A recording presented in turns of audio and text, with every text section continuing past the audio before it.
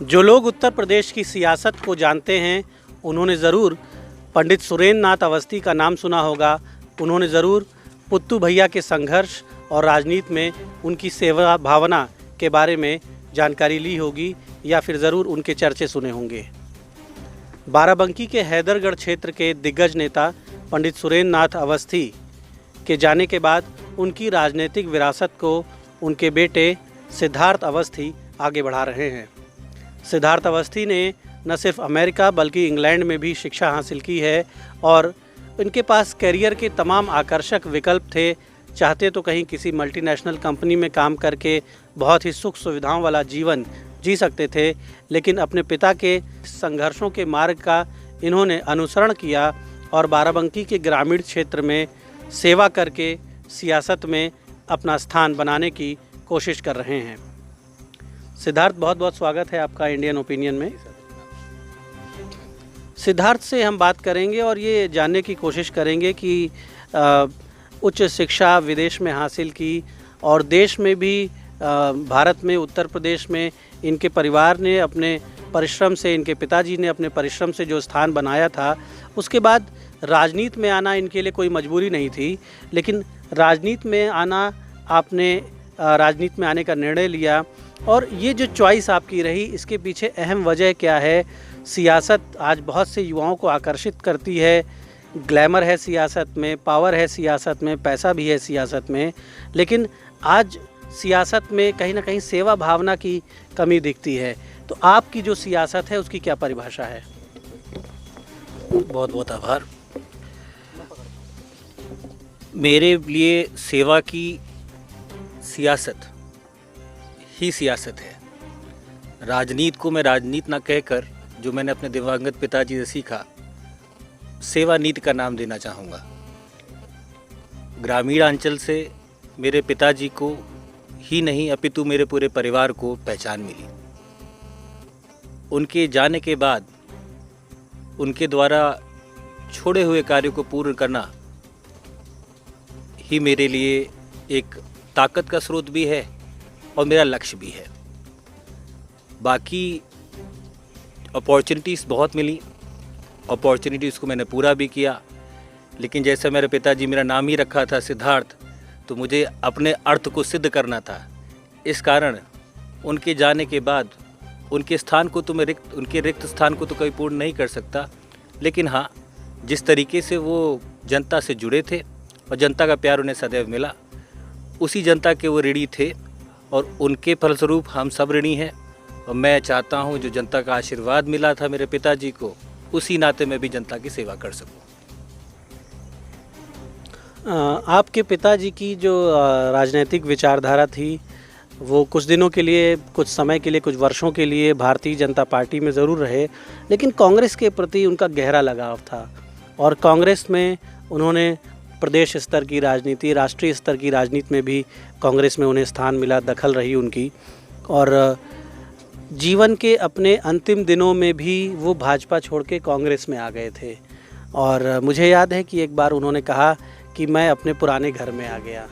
तो कांग्रेस को उन्होंने अपना घर माना और ज़रूर कांग्रेस की कुछ ऐसी नीतियां रही होंगी जिसकी वजह से वो कांग्रेस में लंबे समय तक रहे और बीजेपी में जाकर फिर वापस कांग्रेस में आए। आपने अपनी राजनीतिक विचारधारा में भाजपा को स्थान दिया है। ऐसे में कभी मन में ये प्रश्न आता होगा कि पिताजी की जो राजनीतिक विचारधारा थी उसका अनुसरण करें या फिर अपनी स्वतंत्र राहों पर चलें? मैं आपको पहले बताऊं, भारतीय जनता पार्टी का एक कर्मठ कर्तव्य योगी होने से पहले मैं कांग्रेस पार्टी में जिले के महासचिव के रूप में सबसे पहले मैंने अपना काम करना शुरू किया था। उस समय मैं पारिजात वृक्ष को लेकर एक मुहिम चला रहा था और पारिजात वृक्ष मेरे लिए केवल एक राजनीतिक मूल्य नहीं था, मेरे लिए मेरी आस्था से जुड़ा हुआ विषय था। विचारधाराएं स्वतंत्र होती हैं। पिताजी ने कांग्रेस के लिए काम किया, उनको कांग्रेस ने आदर भी दिया, परंतु जब मेरे पारिजात को ही पहचान नहीं दिला पाई कांग्रेस, तो मेरा उस दल में मेरा क्या काम था। उसी वजह से मैंने कांग्रेस का दल त्यागा था। और विचारधारा स्वतंत्र रखना ये मैंने अपने पिताजी से ही सीखा था कि हमेशा दब के काम नहीं किया जाता है। आपके साथ जो लोग जुड़े हैं, आपके जो न्याय संगत और नैतिक भाव हैं, उनके प्रति आपको सजग रहना चाहिए। उसके लिए आपको जो भी कार्य करना हो आप करेंगे। मैं पुनः अपनी भाषा को आपसे थोड़ा परिवर्तित करते हुए बताता हूँ।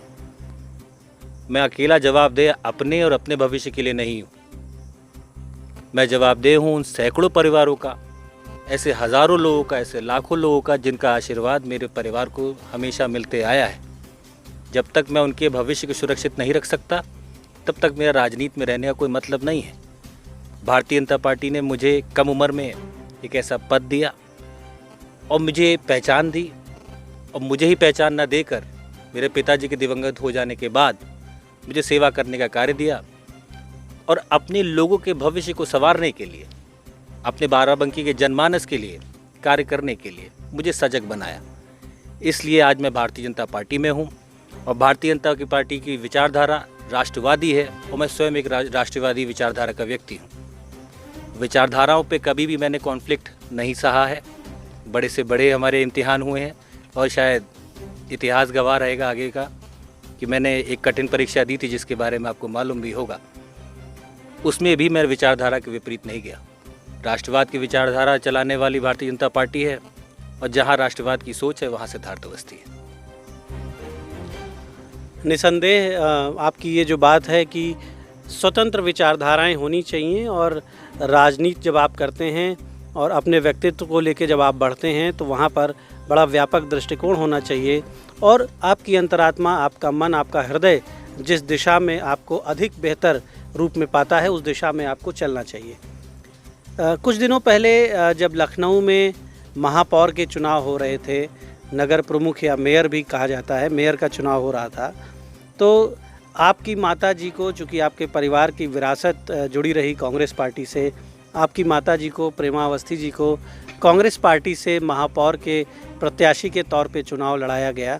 लेकिन वहाँ पर मुझे लगता है कि एक धर्म संकट ज़रूर आया होगा आपके सामने कि आप बीजेपी में होने के नाते अपना राजनीतिक धर्म निभाएं या प्रेमा जी के बेटे होने के नाते आप पुत्र धर्म निभाएं, और वहाँ पर आपने पुत्र धर्म नहीं निभाया, राजनीतिक धर्म निभाया।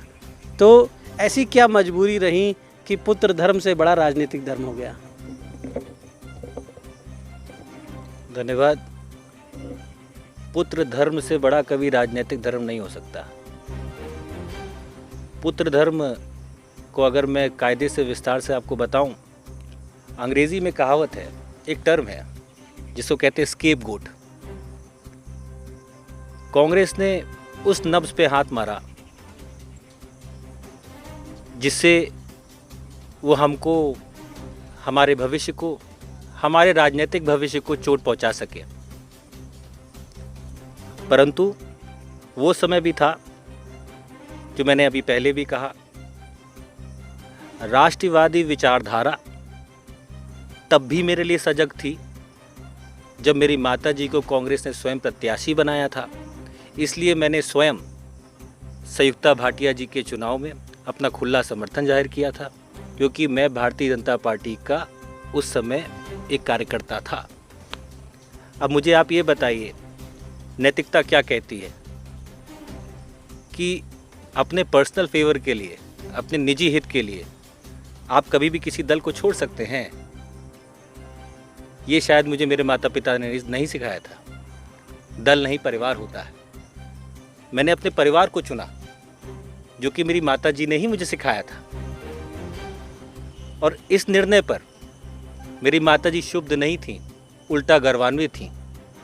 उनका कहना था, मुझे आज भी वो शब्द याद हैं कि कई लोगों ने आपको अपशब्द कहे, सिद्धार्थ जी, सिद्धार्थ बेटा, लेकिन आप अपनी विचारधारा से टस से मस नहीं हुए। इन्हीं मूल्यों को सिखाने के लिए तुम्हारे पिताजी ने जीवन भर संघर्ष किया। आज उनके ना रहते हुए भी तुम उन मूल्यों से अडिग नहीं हुए, डिगमगाए नहीं। इसी में हमारी सारी मेहनत, माता पिता की जो मेहनत थी, वो स्वार्थ हुई। अब रही पुत्र धर्म की बात, मैं आज भी उनका बेटा हूँ, आज वो हमारी भारतीय जनता पार्टी में है। कुछ समय के लिए कांग्रेस में ज़रूर थी, कांग्रेस ने उनको प्रत्याशी बनाया, चुनावी रण था, और चुनावी रण में मैंने अब स्वयं को ऐसे मझधार में फंसा पाया था कि मैं दल की सुनूं कि दिल की सुनूं। लेकिन तब मैंने दिल की ना सुन के, मैंने दल की ना सुन के, मैंने आत्मबल और स्वावलंब की सुनी। इसीलिए मैंने भारतीय जनता पार्टी का समर्थन दिया और फलस्वरूप भारतीय जनता पार्टी उस चुनाव में भी जीती और आगे भी जीतेगी, क्योंकि मेरे जैसे कई कर्म योद्धा हैं भारतीय जनता पार्टी में, जिनके लिए वो पार्टी परिवार से बड़ी है। सिद्धार्थ जी, आप किसान मोर्चा के प्रदेश मंत्री भी हैं और मुझे लगता है कि इस समय बीजेपी की जो ये विंग है किसान मोर्चा, उसके ऊपर कहीं ना कहीं बहुत जिम्मेदारी भी आ गई है और बहुत से सवाल भी उठ रहे हैं, क्योंकि आप लोग किसानों के बीच में काम करते हैं, लेकिन किसान इस समय आंदोलन कर रहे हैं, सड़कों पे आ रहे हैं। देश के तमाम हिस्सों से, उत्तर प्रदेश के तमाम हिस्सों से ऐसी खबरें आ रही हैं कि किसान आंदोलन कर रहे हैं क्योंकि वो सरकार से नाराज़ हैं, असंतुष्ट हैं। कृषि बिल के प्रावधानों को लेकर एक उनके मन में संशय है। हालांकि प्रधानमंत्री ने खुद स्पष्ट करने की कोशिश की है कि समर्थन मूल्य नहीं हटाया जाएगा। उन्होंने पिछले दिनों समर्थन मूल्य बढ़ाया भी है कई फसलों का। ऐसे में कहाँ पर कम्युनिकेशन गैप है और क्यों ऐसा लग रहा है कि भाजपा विफल हो रही है किसानों को समझाने में, कोशिशों के बाद भी नहीं समझा पा रही है किसानों को और किसान सड़क पर आ रहे हैं? किसान सड़क पर शायद नहीं आ रहे हैं, सड़क पर कांग्रेस आ गई है। सड़क पर वो लोग आ गए हैं जिनकी दुकानें चलती थी मंडियों की। सड़क पर वो लोग आ रहे हैं जिनके जेबें हल्की होने जा रही हैं। सड़क पर वो लोग आ रहे हैं जिनकी कमाई के स्रोत खत्म हो रहे हैं। किसान को सम्मान अगर कोई दल दे सकता है तो भारतीय जनता पार्टी ही है। मैं किसान सम्मान निधि की बात नहीं करता, मैं विषय पर ही रहता हूं।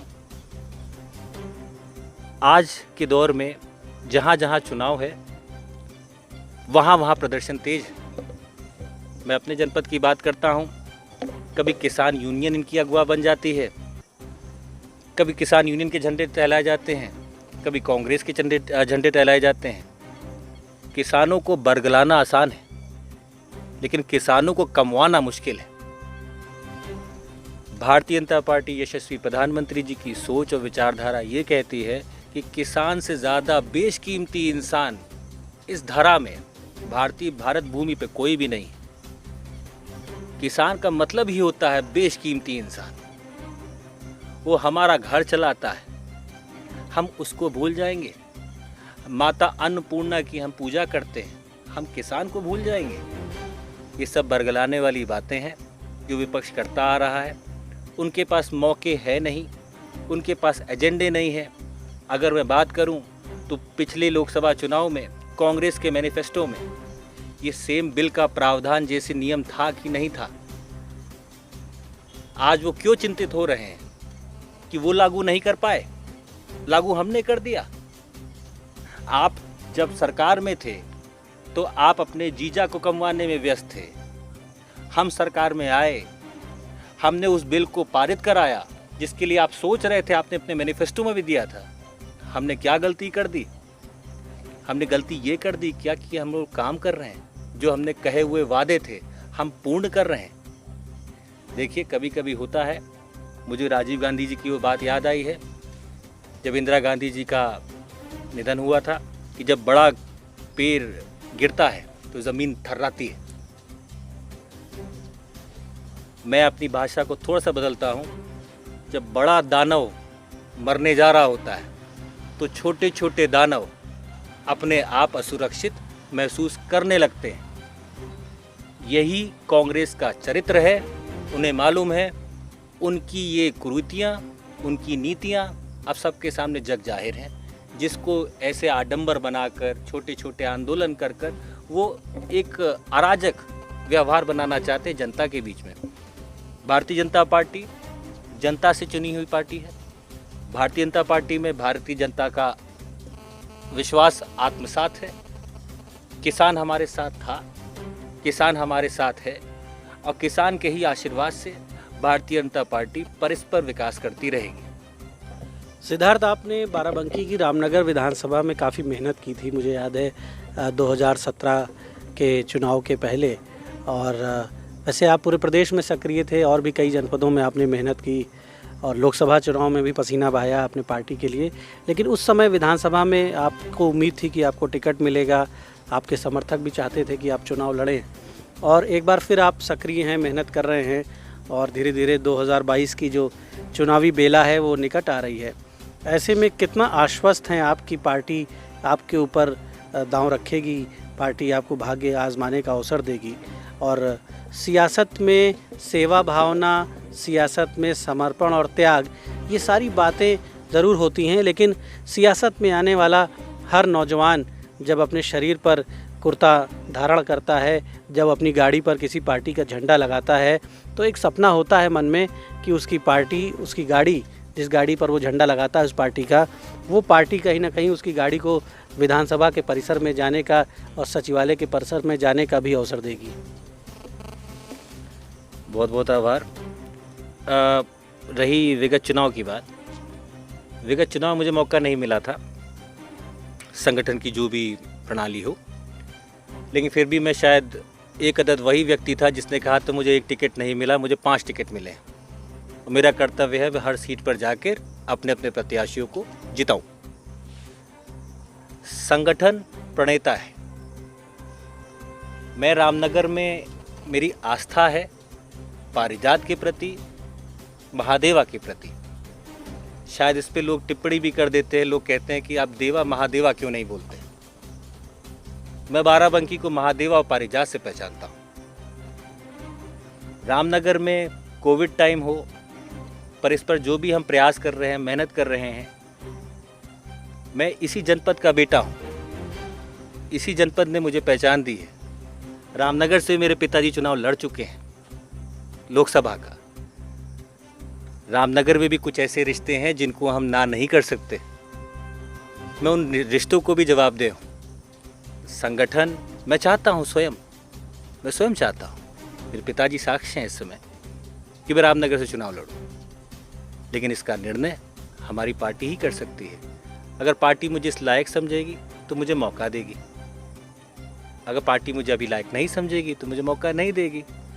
कोई और पार्टी अगर ऑफ़र करती है कि चलिए आपका बड़ा फैमिली बैकग्राउंड है और आपका नेटवर्क अच्छा है, आपके पास टीम है, आपके पास कार्यकर्ता हैं, आपके पास अपना भी संगठन है, तमाम नौजवान हैं, और आइए आपको हम देते हैं टिकट, अखिलेश यादव की समाजवादी पार्टी, बहन जी की बसपा, और कांग्रेस से तो आपके पारिवारिक रिश्ते रहे हैं पुराने, तो क्या सिद्धार्थ अवस्थी वहाँ पे भाग्य आजमाएंगे और वहाँ अपना जौहर दिखाएंगे यदि मौका मिलता है?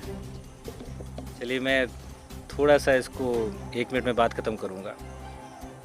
मैंने कहीं पढ़ा था 2 तरीके के घोड़े होते हैं, एक होता है शादी वाला, एक होता है लड़ाकू। शादी वाले को सजा धजा के बारात घर से केवल बारात तक पहुंचाने का काम होता है।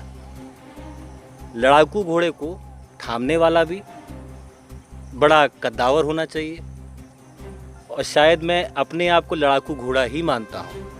रही बात दूसरे दलों की, तो मैं आपसे बताऊँ, ये तो वही बात हो गई कि घर में मुझे माता जी ने आज लॉलीपॉप नहीं दिलाई, पड़ोसी वाले ने दिला दी, तो वे पड़ोसी को माँ बोलने लग जाओ। लेकिन ऐसा हो रहा है राजनीति में, और ऐसा आपके चारों तरफ भी हो रहा है। लोगों ने राजनीति को अपने हित साधन की एक व्यवस्था बना लिया है। आज ये भी कहा जाता है कि politics is the most profitable business. बहुत से लोगों के लिए राजनीति एक बड़ा लाभकारी व्यवसाय है। ऐसे में पब्लिक इतने दंश झेल चुकी है, पब्लिक इतने झटके खा चुकी है कि वो किसी भी नेता पर एक बार संदेह ज़रूर करती है। वो वोट तो दे आती है, तमाम कारण होते हैं वोट देने के, और अब जिस तरह से राजनीति में ब्रांडिंग का महत्व हो गया है, आज भाजपा के सैकड़ों विधायक, सैकड़ों सांसद सदन में इसलिए पहुंच गए क्योंकि मोदी जी का नाम था, मोदी जी का काम था, और मोदी जी का नाम और मोदी जी का काम वो उन प्रत्याशियों के भी काम आ जाता है। भले ही वो मेहनत कम करे लेकिन वो सदन में पहुंच जाते हैं, क्योंकि अब राजनीति में, भारत में व्यक्तिवादी राजनीति का दौर शुरू हो गया है। ये भी कहा जाता है कि मोदी जी के आने के बाद, एक ज़माने में इंदिरा जी के समय में व्यक्तिवादी राजनीति होती थी, इंदिरा जी कांग्रेस का पर्याय बन गई थी, आज मोदी जी भाजपा का पर्याय बन गए हैं। उनके नाम पे बहुत से कार्यकर्ता सदनों में पहुंच जाते हैं, चुनाव जीत जाते हैं। तो सिद्धार्थ अवस्थी ने कहा कि राजनीति सेवा भाव है और अवसरवादी राजनीति आप नहीं करेंगे। ये शायद आपने कहने का प्रयास किया कि आपके लिए राजनीति अवसरवाद नहीं है या मुनाफे का अवसर नहीं है, अपनी पार्टी के प्रति आप प्रतिबद्ध हैं। लेकिन ये जो एक नया ट्रेंड आया है, इसमें तमाम ऐसे लोग जिन्होंने जनता के बीच मेहनत नहीं की है वो भी सदन में पहुंच रहे हैं, और फिर वो लोग जो अपनी किस्मत से सदन में पहुंच गए हैं, वो निर्वाचित होने के बाद, जनप्रतिनिधि बनने के बाद भी उनका सेवा भाव नहीं दिख रहा है। तो आपके अंदर आप क्या मानते हैं, आपकी क्षेत्र की जो जनता है जिसके बीच आप काम कर रहे हैं, वो आपके ऊपर विश्वास यदि कर रही है या करेगी, तो उसका प्रमुख आधार क्या होगा? अगर मैं अपनी बात करूं, मैं किसी और पर टिप्पणी नहीं करूंगा। कारण ये है क्योंकि मैं निजी अपने ऊपर बात कर सकता हूं, किसी के ऊपर भी अनायास टिप्पणी करना शायद गरिमाशील नहीं होता। रही रामनगर और बाराबंकी जनपद की बात, हमारे पर जनता विश्वास क्यों करेगी? जब मैं विधायक नहीं हूं, जब मैं एक आम कार्यकर्ता था, तब भी मैं अपने संबंधों के लिए, अपनी धरा के लिए, अपने ज़िले के लिए हमेशा मेहनत करता था। आज जिस लायक भी हूं, तब भी उनका कार्य करता रहता हूं, और ईश्वर जो भी मुझे ताकत देगा, संगठन जो भी मुझे ताकत देगा, वो भी उन्हीं की वजह से मुझे मिलेगी। तो मेरा कर्तव्य बनता है, जिसकी वजह से बना हूं, उसको जवाब मैं दे सकूं। तो हम उम्मीद करते हैं कि सिद्धार्थ अवस्थी ने जो संकल्प लिया है अपने जीवन में, और राजनीति को ये सेवा नीति कहते हैं, मोदी जी से प्रभावित हैं। मोदी जी भी खुद को प्रधानमंत्री नहीं, प्रधान सेवक कहते हैं, और कुछ विशेषता है सिद्धार्थ अवस्थी के नेता में जिनका नाम नरेंद्र मोदी है, और वही विशेषता इनको इनके फैमिली बैकग्राउंड से, जो इनके परिवार के बैकग्राउंड में जो राजनीतिक मूल्य थे, जो पॉलिटिकल वैल्यूज़ थी, उसके विपरीत जाकर इन्होंने कांग्रेस को अलविदा कहा और भाजपा में इन्होंने अपनी निष्ठा लगाई है। तो हम उम्मीद करते हैं कि जब कभी इन्हें मौका मिलेगा, और एक आम आदमी के नाते, एक आम इंसान के नाते, एक आम राजनीतिक कार्यकर्ता के नाते भी ये कहते हैं कि ये सेवा करते हैं, क्षेत्र में जाते हैं, लोगों की मदद करते हैं, और जब कभी आपको निर्वाचित होने का अवसर मिलेगा और अधिक सशक्त होने का अवसर मिलेगा, तो जनता के प्रति जो आपने संकल्प दोहराए हैं, जिन संकल्पों को आप रोज़ रखते हैं जनता के प्रति, हम उम्मीद करते हैं कि उन संकल्पों पर आप खरे उतरेंगे और राजनीति को सेवा नीति में बदलकर आप वास्तव में दिखाएंगे। धन्यवाद। अगर आप यह वीडियो फेसबुक पर देख रहे हैं तो हमें लाइक और फॉलो करें। अगर यूट्यूब पर देख रहे हैं तो सब्सक्राइब करें और बेल आइकन प्रेस करें।